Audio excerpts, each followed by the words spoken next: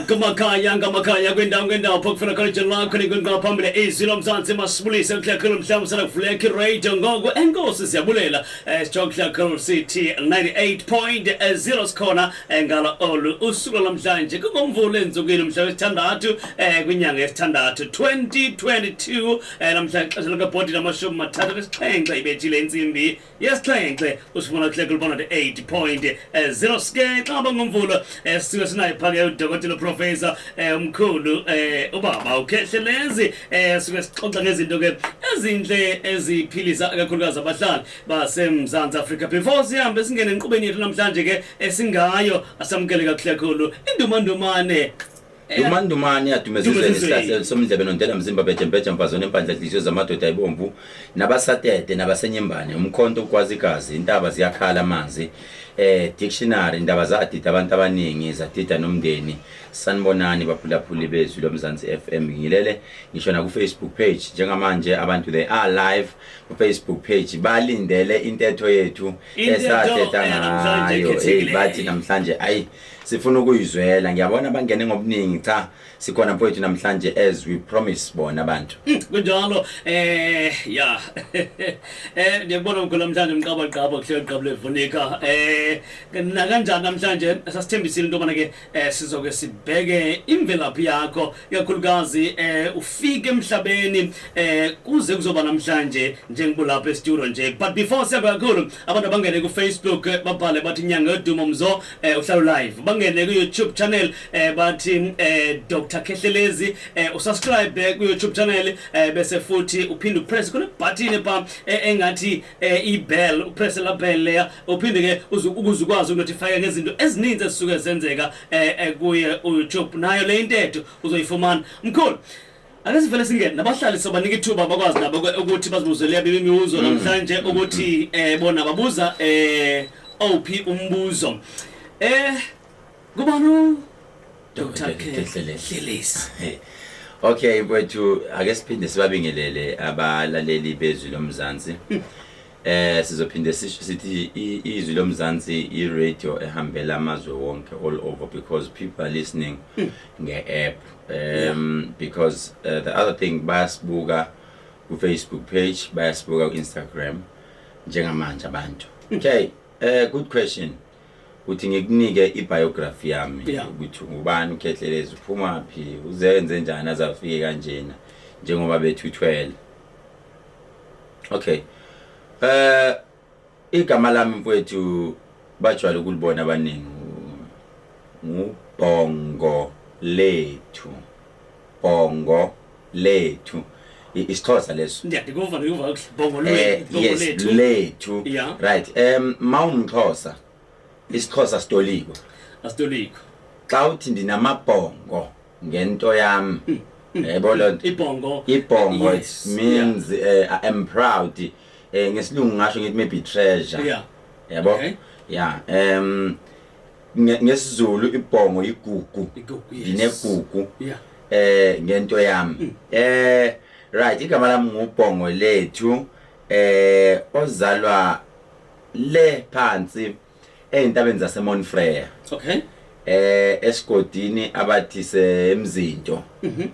Bazobona abaningi mabeqhamuka la eMontelifi kunendawo ibhodi elithi emzinto ngasenyosini. Kubo kababa wami ngizalayo kusemandileni eMonfrere. Ngizalwa indoda yakashezi. Okay. Utenza ufakade mawufuna uthi imlenzane. Ya phansi le ngazi kwesikasaba mbicane. eMandileni. Isigodi ewe. Umakhelwane wami ke loyo usaba mbicane. So mfowethu uKhehlelezi igama ake sibuyele la ekuthenini ukhona umuntu ozothi pho why uKhehlelezi. Yini le kwenza ukuthi uzube uKhehlelezi. Okay, I will answer that because I know ukuthi umlaleli ekhaya njengamanje uyayibuza ukuthi pho why uKhehlelezi. Okay, good question. Uzothi mkhulu omnye ngubhongo lethu khona phansi le eMandileni. Ukhula ufunda isikolo khona pha. Okay, good. Yeah, sizoyiphendula naleyo lokho because namhlanje sifuna ukushiya umlaleli ekhaya clear. Yeah. nokade ethi impela hayi sifuna ukuthi aphenduleke lo mbuzo because ukhona umuntu osekhaya namhlanje othi ngiyafuna ukuzwa. Okay, uma ngizalwa ngizalwe ngonyaka ka1990. Okay, unyaka engizale ngawo ngizalele eJohannesburg Hospital. Okay, ngikutshela ngento ozothi noma usuka lana uyogooglisha ulandele izokunika exactly lokho engikusho. ngizalele eJohannesburg Hospital. Mangizalwa ngiyile ndoda ethe mayikhula ngikhule ngihlupheka kakhulu. Mina ngeke ngalala ngidla ipapa neholsam. Iholsam ilamafutha ngathi imajarina ngathi irama. Ngike ngalala ngidle leyo nto. Uma ngikhula if uyangizwi accent yami language yami awungayizwa noma ngumZulu noma ngumXhosa noma ngiwangaphandle because ingqondo yami nami ngicine sengiconfused. Uma ngizalele eJohannesburg Hospital uma wami besebenza emakhishini. Abese yangithatha umama angihambise ekhaya emuve Eastern Cape emzinto. Ngafika ngakhuliswa ugogo. Before angihambise ekhaya umama uyangithatha uhlala nami emakhishini ngiseyingane. I remember mayisengixoxela because that bengakaboni. Maybe I was 4 months 5 months. Umama wami uthi mayiclean endlini yomlungu usisi wami uyafika uthola but I think angisenge less than a month uthola usisi wami ngifakwe ipex inkaba. Okay, ipex. Usisi wami uthi no man umama balimaza umntwana udonsa ipex yami la kwinkaba. Ngifuna uzwa amandla kaNkulunkulu ukuthi lento iqala ngisemncane udonsa uyayibhonqula ipex enkaba. Uyayithatha uhamba nayo kumama uthi mama umntwana ucishe walimala buka befakweni. Umama wahlanya ekhanda wavela wagula ekhanda wagijima wangithatha nabelungu bangiphuthumisa esibhedlela. Ngigule ngendlela eyisimanga esibhedlela ngiphefumula ngeoxygen. Ngahanjiswa esibhedlela ngahlala khona esibhedlela. Umama kwamphoqa ukuthi abuyele emsebenzini ngatransfer esibhedlela. Ugogo uyena wayelala nami esibhedlela. Abelungu bathi no bamfonela umama bathi mama lo mntwana ngeke asaphila asicisheni imshini. Ngicela nje woza uzosayina usayinela ukuthi imshini siyayicisha because kade simfaka emshinini akwenzeki lutho ayikho into evumayo kuyena. Umama wathi imani ngifike ningayicishi imani ngifike. Okay. Umama wakwafika wahlabelela ingoma ethi bawo xa ndilahlekayo lolu hambo lunengozi. Hlala undifundisa ukuthi mayenziwe intando yakho. Wahlabelela leyo ngoma eyihlabelele nogogo bethandaza. Bathi bezwe imshini titi. By that time ngaqala ngamuva kancane ngingani ngixhunywe lonke uhlobo lemshini. Ongayicingi. Wathi umama no njengamanje dokotela ungayikhiphi imshini. Imshini wathi ungayikhiphi yeke uma kufanele athule uzoyithulela yena but yeke sesithandazile. Ngahlala ke esibhedlela ngahlala ngaqala ngaphapha ngaphila mfowethu ngithe mangiphila ngahlala emakhaya ngibuya emakhaya sengineminyaka I think I was 5 years old. Okay. Ngabuya ngazohlala nomama eGoli emakhishini. Mangihleli emakhishini nomama umama then by the time ngizalwa ngaba nebhadi ubaba ongizalayo from Eastern Cape wahamba nomfula ngisemntwana wathola umfula ugcwele uthe mayithi yawela ngemoto then wahamba nomfula nezikhukhula. Isidumbu sakhe ngicabanga ukuthi sesitholakala eThekwini. Imthathela umfula eEastern Cape eMandileni satholakala eThekwini ngasolandla. Then ke ubaba ngamswela kanjalo ngisemncane ngikwazanga ukumbona. Then iyasuka indaba yahamba up until umama met ubaba my stepfather. Wakamoyo isibongo. Una 5 lo place. I was 5 years old. Uhlangana naye ubaba uthi no. That is why ngithi mhloniphe mfowethu umuntu okuthiwa stepfather. Akubona bonke abo stepfather abanenhliziyo ezimbi. kodwa bazokutshela ukuthi ingayile right. That is why ngifuna lobungizwe ukuthi why ngafuni kangaka nabantu baseZimbabwe. Oh, okay. Uhlangana naye mangineminyaka u5 years. Bayathandana then both two they were struggling bayahlupheka. Mabehlupheka bonke lo omunye garden boy lo usebenza emakitchen. Ebese thu baba no mina ngayithatha ingane zakho bese u4. Okay. Ziyofunda emakhaya then thina sizama ukuphusha impilo la. Bese isuka lapho mfowethu into basithathe siye eZimbabwe. Ngifike eZimbabwe when I was 8 years old. Okay. Ngahlala eZimbabwe kuze kuqhuma isiphiwo sami when I was 10 years old. Ngiqale le journey yami khona eZimbabwe. Uyumsebenzi when I was 12 years old, 13 years old. Ucaca ukuthi kuyashuba. Uyafunda ngiyafunda eZimbabwe ngapha ngibhizi. Ngibe nenhlanhla ke eZimbabwe mfethu there is a lot of respect. Abantu abaningi abasuka eZimbabwe yes bayaphuza. Baqala ukuphuza la eSouth Africa but inhlonipho inkulu kakhulu ngale. Okay. Utshwala ugwayi mawusemakhaya yinto nje ebesifundiswa ngayo.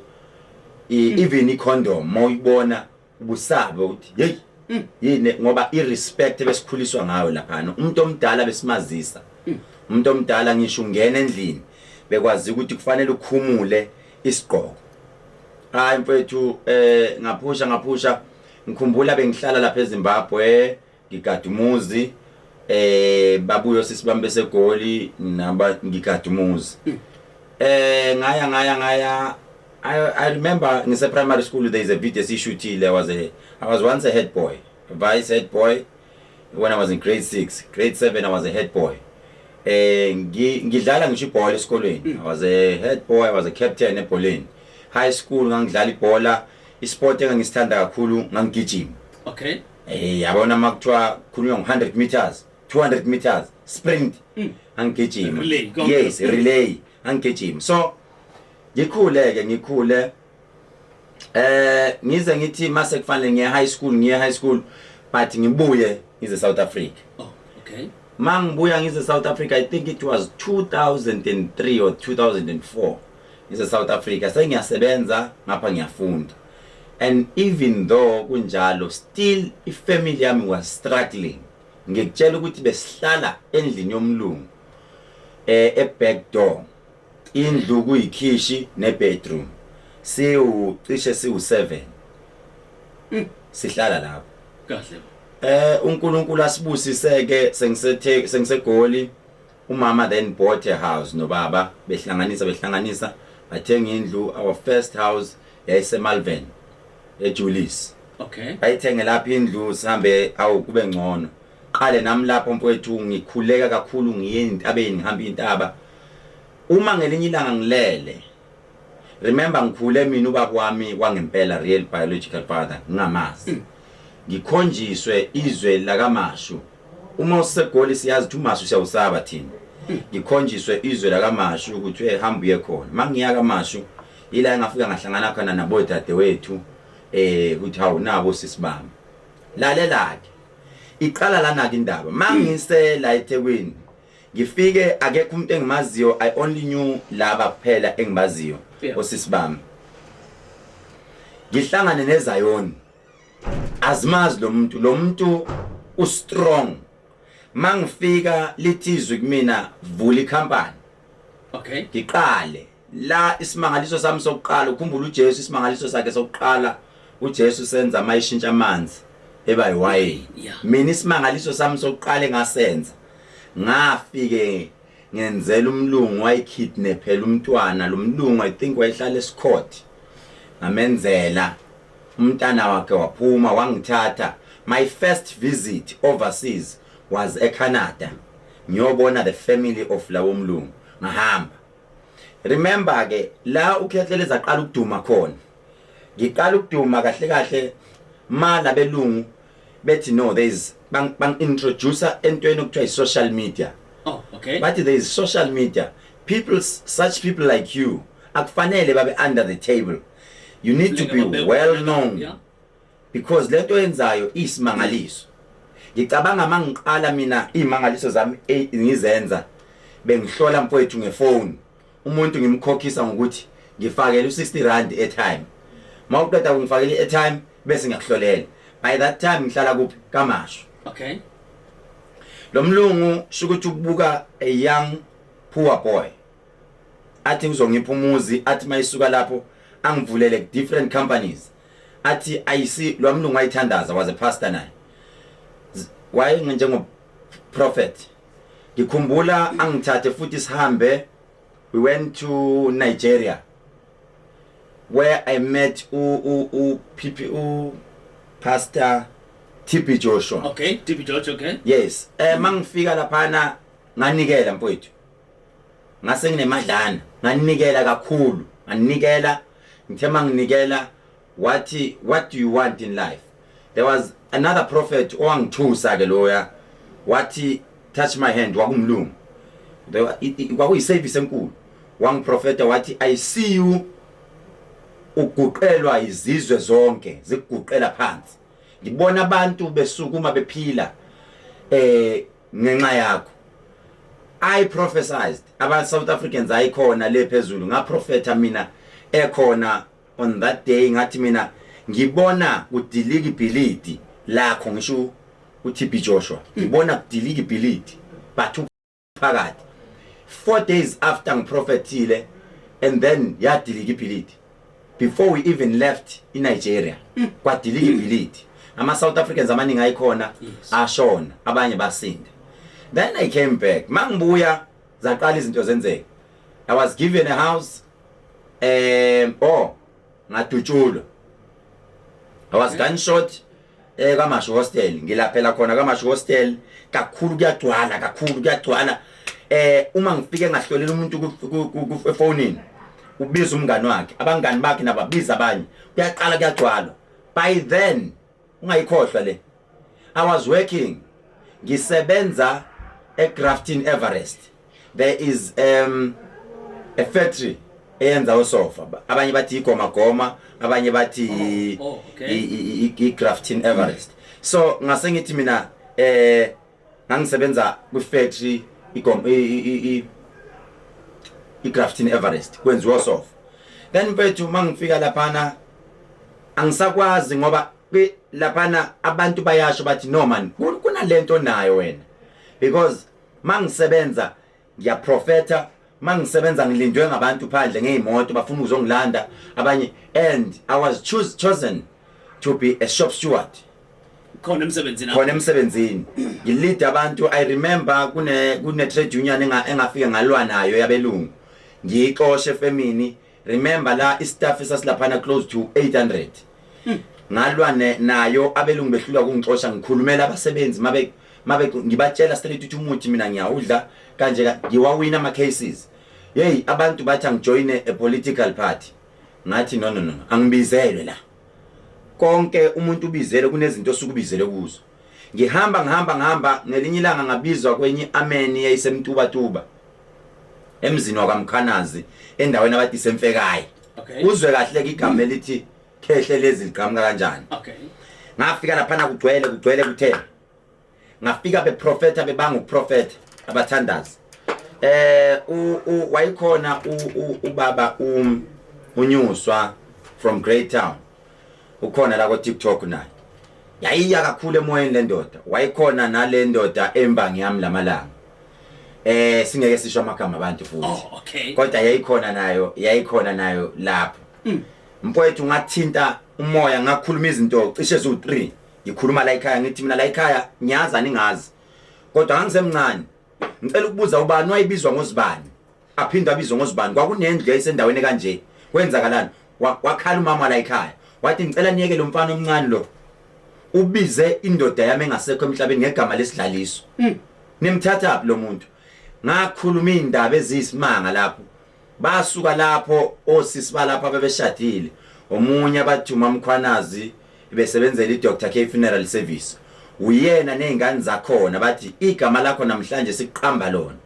Ukhehle means masilinika sikunika lonke liphelele ukhehlelezi kuyasuka ngenza imbiza yokusindisa abantu ngelinye ilanga mangimenyiwe kwadladla imbangi yami nayo ebese ngithi mina ngoba sengiqalile sengiyaziwa abantu bangifuna left and right.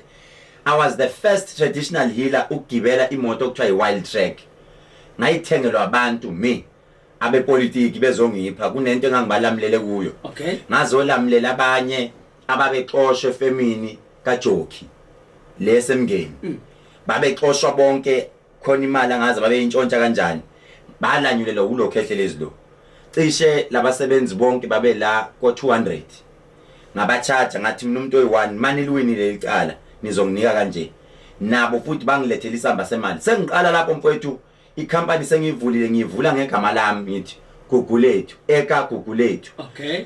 Ngavula leyo company ngavula i-production company ngangena kuma properties ziningi izinto kodwa engingafuna ukuthi yabo angena kuzona izinto eziningi ngoba nginalento ukuthi ungenzeka ngoba nginyuka kanje maybe injenge ino kuzothi uphinde kuphela. Okay. Kanti angazi ukuthi uNkulunkulu wayeseqalile sebenza ngami abantu bafika kumina bezobonga mina ngangayiboni lobilobi ngingena kuleli sonto leli labasindiswa.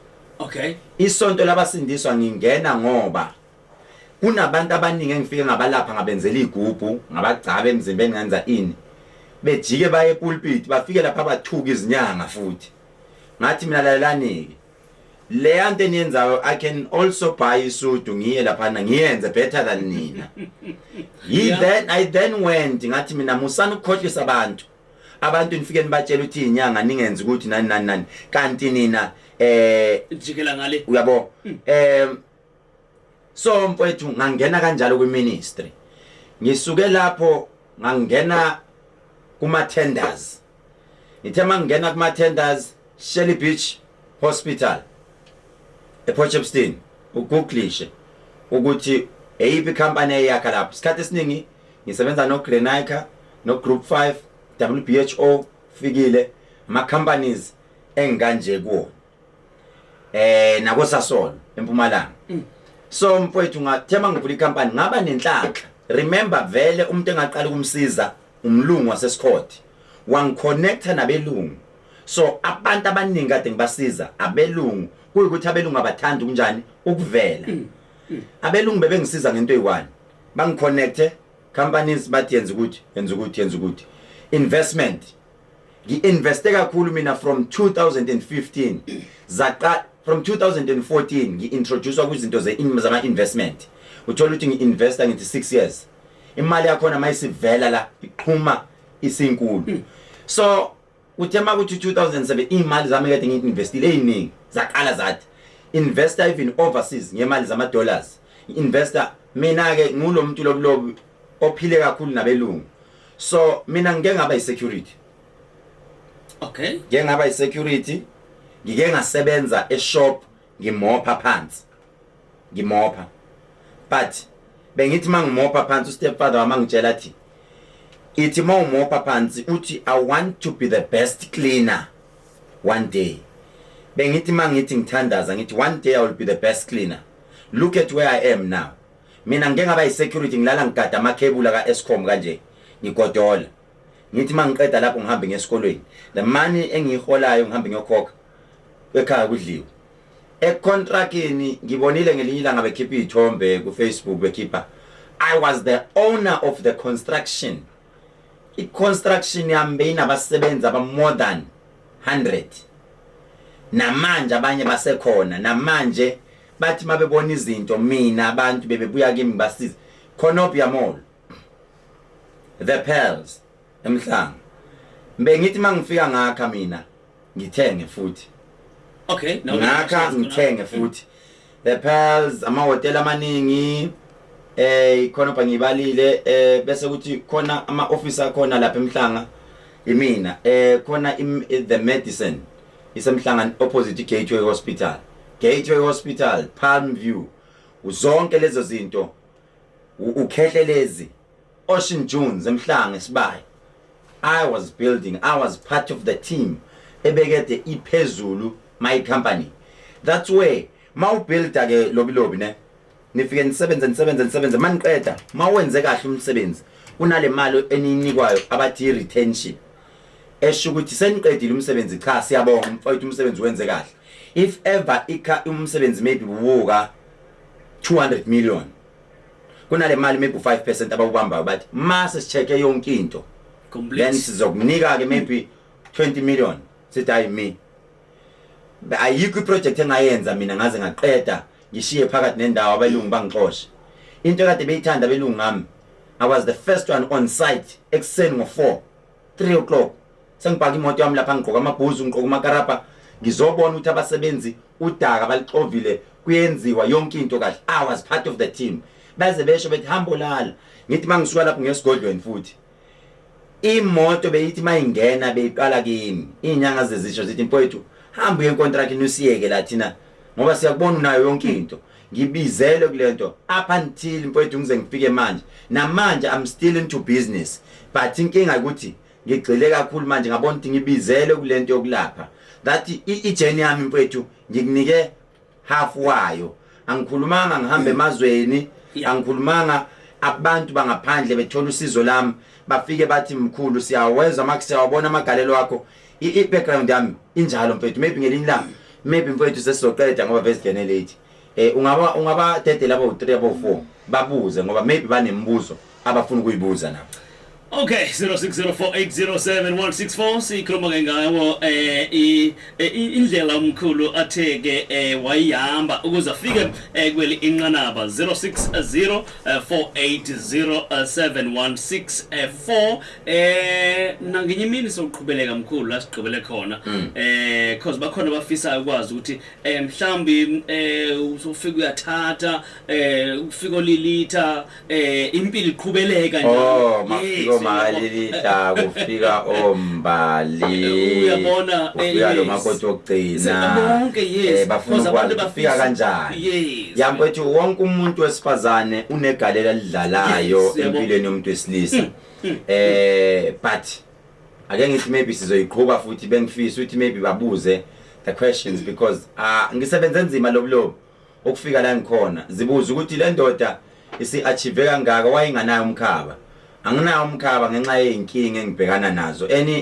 iadvice engizoyinika umuntu mfowethu namhlanje ngizothi mina uma uqhubeka unyuka uyaphezulu don't expect ukuthi abantu bakuthande bonke angeke abantu baza bakuthande bonke empilweni mawunyuka uyaphezulu imali abantu abayithanda yonke but kufanele uhlushwe uma ukhonkolo noma iflow izoqina kumele ithelwe amanzi bayeka abantu bakuthela amanzi ukuze uqine ukuze ngelinye ilanga mfowethu umuntu esimbiza ngeqhawe sibiza umuntu ngeqhawe umuntu esimbonile enqoba izimpi edlule ezimpini a wise man umuntu ohlakaniphile izimpi zakhe akazilwi ngamanqindi ngezandla kodwa uzilwa ngomqondo njalo mfowethu inkosi yangempela a king umuntu ethi makuliwa igodi zilwa kodwa yona ilethe ukuthula emphakathini ngaso sonke isikhathi inkosi yona ehlala mfethu ilethe ukuthula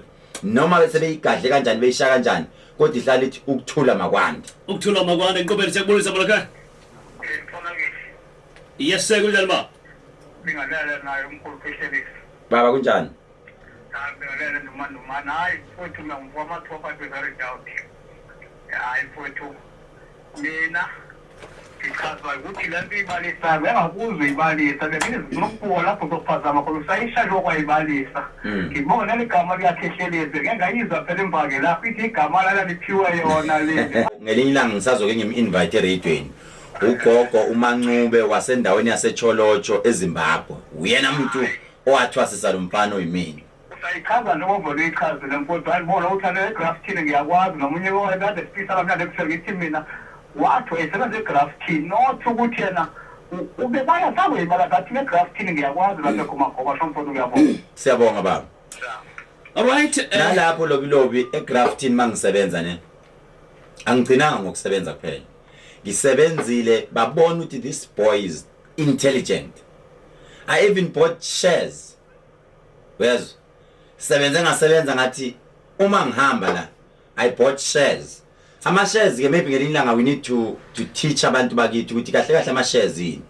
You know, you can sit at home wenze kanje uhlale abantu bangazi ukuthi unama shares imali ingene bese bethini u12 Kujala mkhulu mkhulu mhlamba sesiyivala bazokwenza njani abantu ke ngoku abafisayo ukuthi ke balandele insebenzo nezinto ke ezithinta ubaba uKhehlelezi kakhulukazi amakhemisi mfowethu asiqale sikusho lokho ukuthi ngolwesi ngesabatha Saturday I'm in Swaziland Fairview kushubile eSwazini uma ufuna ukuhlola useSwazini kunenamba engiyipostile lapha ku Facebook enesithombe sami ngafaka nenamba yaseSwaziland awufaki imali wenze appointment Saturday ngo8 o'clock ngizobe ngiseSwazini Fairview next to Standard Bank abantu bonke abaphuthume khona and then abasemakhemisi emakhemisi mfowethu akhona njengoba ngwabalile emakhemisi Thekwini lapha 407 Salmon Grove eGoli khona iLofen Commissioner iphinde futhi bekhona opposite Deep Spa